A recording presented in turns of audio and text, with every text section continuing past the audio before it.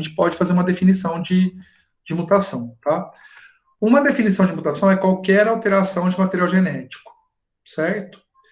E aí, essa alteração, ela origina novidade evolutiva, na forma de alelo, quando são genes em locos de cromossomos, ou haplótipos, quando são genes do DNA nossa, gente, de cloroplasto ou DNA mitocondrial, certo? Que é cópia única, né? Os cromossomos sempre são cópia dupla, que é um de origem materna e de origem paterna, né? Um cromossomo de origem materna e paterna, e aí a gente tem alelos. Quando são genes localizados no cromossomo Y, né? Que só tem origem paterna, no DNA mitocondrial, que só tem origem materna, e no DNA de cloroplasto também, que só tem uma origem que é também materna, né, digamos assim, que podemos chamar aqui de origem materna, então a gente chama esse tipo de sequência de haplótipo, certo? Então, alterações que produzem novos alelos ou novos haplótipos são chamadas de mutação. Geralmente a mutação afeta o DNA, né, altera o DNA, mas qualquer molécula de informação genética pode ter essa função, como é o caso do RNA e o exemplo do Covid-19, do vírus da AIDS, né, que são vírus de RNA, e aí a alteração, né, a mutação não ocorre no DNA, ocorre no RNA, certo? Então, quando você escuta uma nova variante foi detectada no Brasil, significa que aquela sequência base, né, do RNA viral do COVID, dizendo do SARS-CoV-2, ela foi alterada. Então, você tem uma mutação que afeta o RNA. Uma outra definição mais simples é o processo no qual os genes são alterados. E aí, meninos, tenham isso muito claramente na cabeça de vocês, tá? A maior parte da variabilidade genética que existe nas populações atuais é em virtude de mutações. Por isso que ela é considerada um fator primário de variabilidade, certo? A recombinação, por sua vez, é um fator secundário, porque ela produz variabilidade, mas numa escala muito menor. Porque basicamente o que a recombinação faz é redistribuir uma variabilidade pré-existente. E essa pré-existência ocorre em virtude de uma alteração provocada por mutações, certo? E aí uma diferença aqui, um exemplo para vocês aqui de diferença nos genótipos, né, que tem a ver com a questão da mutação. Então, quando a gente pensa nas hemácias, né, existe aí um gene que determina a formação normal das hemácias, que é chamado de HB-azão, né, e que indivíduos que têm os dois genes, né, azão-azão, ou seja, são homozigotos, para os alelos HB, né, produzem hemácias normais. Porém, algumas pessoas podem ter uma mutação em um dos genes, né, e essa mutação é chamada de S. Então, é possível, por exemplo, a existência de indivíduos que tenham, né,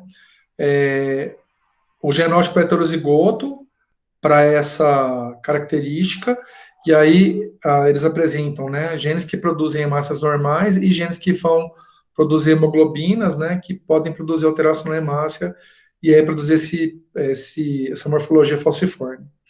E aí, em frequência muito, muito baixa, né, é possível encontrar indivíduos que apresentam os dois genes alterados. E aí tem uma questão, né? Indivíduos que apresentam, né, o fenótipo heterozigoto, que apresenta o genótipo heterozigoto, e aí eles vão ter o fenótipo que a gente chama de portador, eles sobrevivem. Indivíduos que apresentam o fenótipo, o genótipo homozigoto, e aí o fenótipo só tem hemácia alterada, eles tendem a vir a óbito antes da idade reprodutiva. Então tem aí existe a variação, mas ela é mantida somente na condição heterozigota, tá? Na aula de seleção natural, a gente vai discutir uma outra questão a respeito da hemoglobina, da anemia falciforme, né, e dessa alteração da hemoglobina, mas ficou claro para vocês que tem lá um gene ancestral que produz hemoglobina normal, e ao longo da história evolutiva houve uma mutação que produziu o alelo S. Então, o alelo A seria o alelo ancestral, o alelo S é o alelo alterado. E aí, indivíduos que são AS, eles podem sobreviver, certo? Mas só para vocês entenderem que no estado ancestral tinha uma variante, e aí, ao longo da evolução, surge uma segunda variante. E mesmo que essa segunda variante, homozigose, ela produza letalidade, ela pode ser mantida em heterozigotos. Isso ficou claro para todos?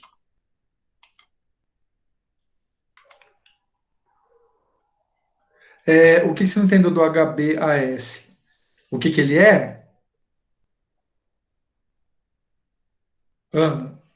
É, vamos imaginar, a gente estuda lá na escola que tem azão azinho e azinho azinho, não é isso? O AS seria o azão azinho, é o heterozigoto. Por que a gente representa desse jeito, Ana? Porque nesse caso você não tem uma dominância completa. A gente só representa com letra maiúscula e minúscula quando você tem dominância completa na característica, ou seja, quem tem o gene dominante vai apresentar o fenótipo e somente quem tem os dois genes recessivos é que apresenta o fenótipo correspondente ao genótipo recessivo, certo? Então esse HBAS equivaleria ao azonazinho. Só que aí você tem tanto o fenótipo normal quanto o fenótipo alterado. Então, o indivíduo que é heterozigoto, HBAS, ele produz hemácias tanto normais quanto hemácias alteradas. E tem umas hemácias mistas também, tá? Tem hemácia que tem hemoglobina normal e hemoglobina alterada. Então, Pode, para pode. ter massa falciforme, precisa ter o HBzinho e azão e S.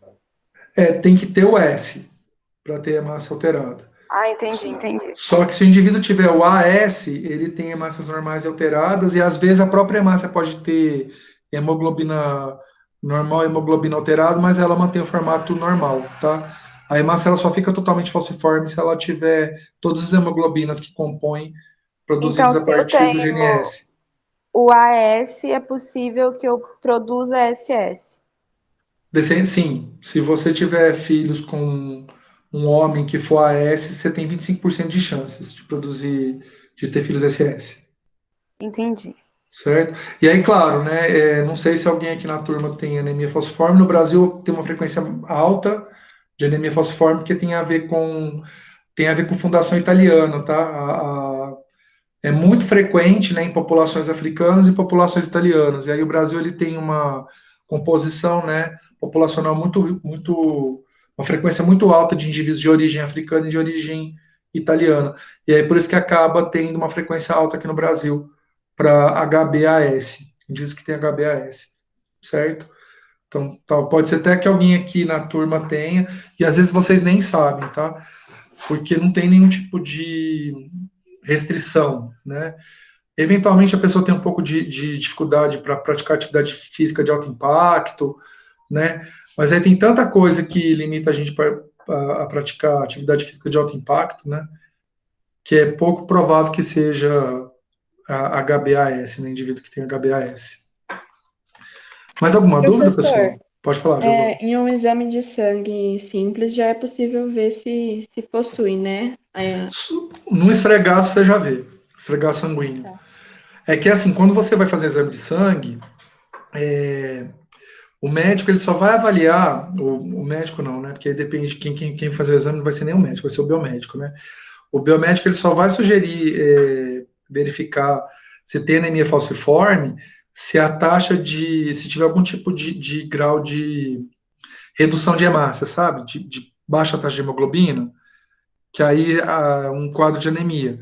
Então, uma anemia que pode ser ferropriva, você vai ter lá quando você faz a centrifugação do sangue, que aí você tem uma quantidade de hemoglobina menor, né, do que o esperado.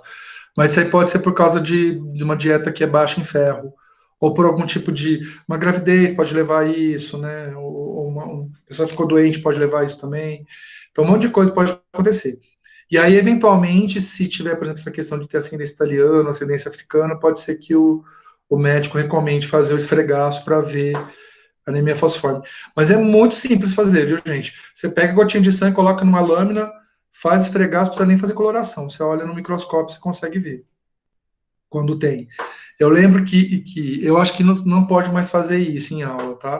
Acho que nenhum professor mais faz isso por causa de hepatite, que é perigoso alguém pegar hepatite nessas aulas práticas com sangue, né? Mas, por exemplo, quando eu estava na graduação, na aula de biologia celular, todo mundo furava o dedo, fazia o esfregaço. E aí na minha turma tinha 2 pessoas com anemia falciforme, que elas nem sabiam que tinham. Aí olhando a lâmina, tava lá, as hemácias tudo alteradinha. Pode falar, Giovana.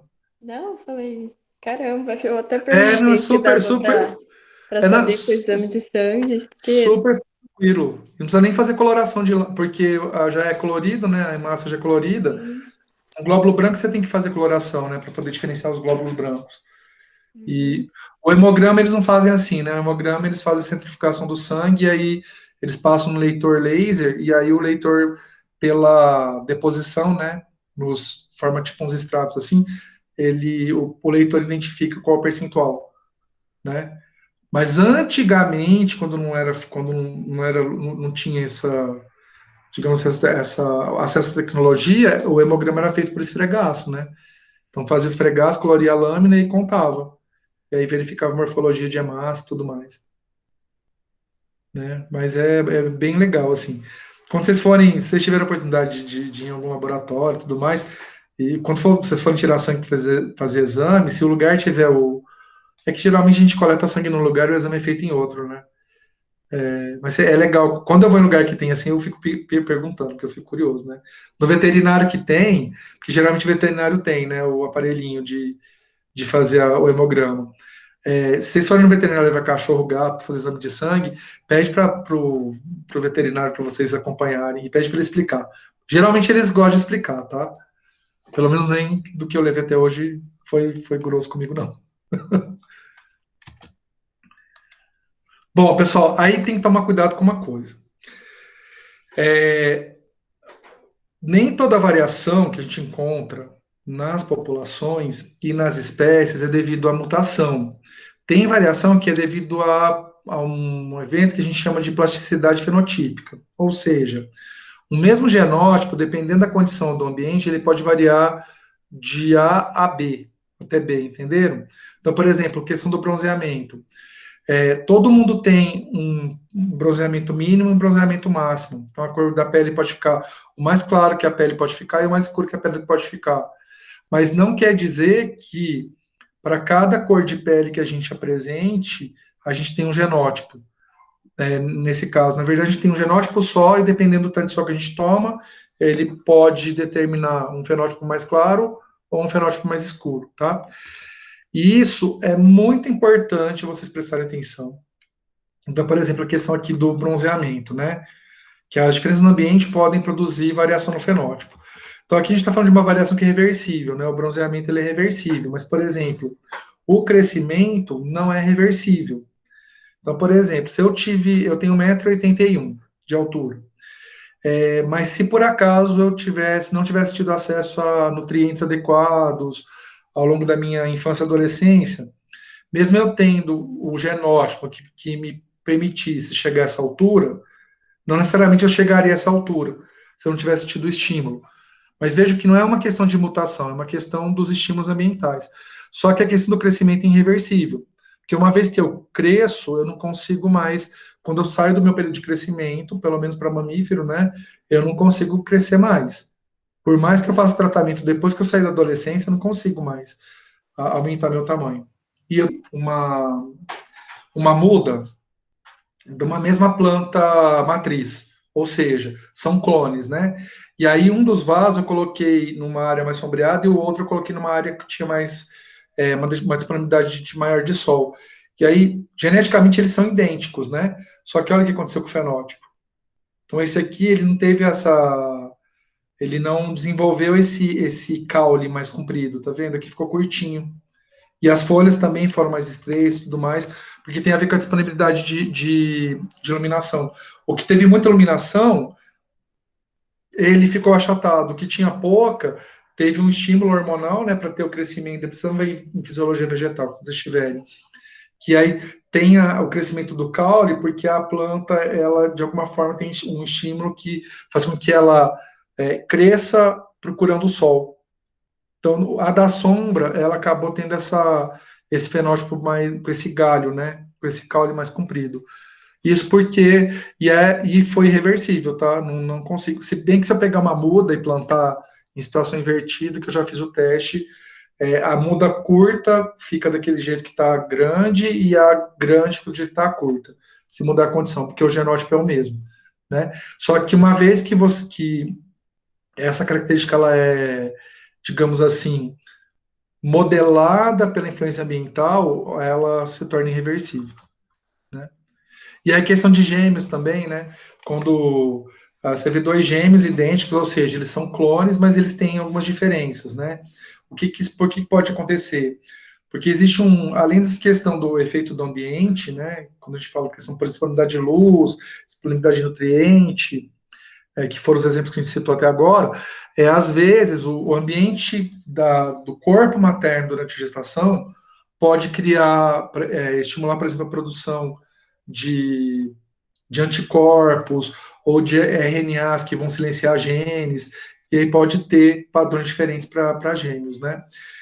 Tem um estudo em larga escala com gêmeos sobre a homossexualidade, que a hipótese é que, por efeito materno, alguns genes é, no, no indivíduo que é gay, eles são silenciados.